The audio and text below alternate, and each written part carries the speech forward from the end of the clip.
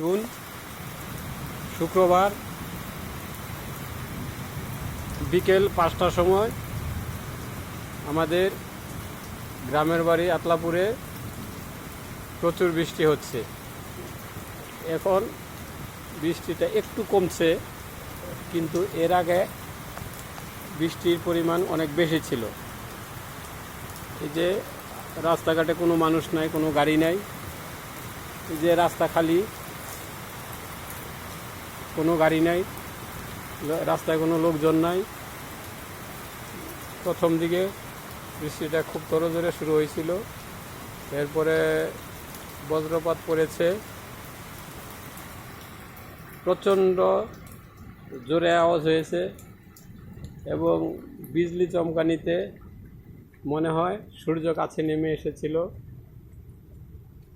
এখন আস্তে আস্তে বৃষ্টিটা কমে যাচ্ছে।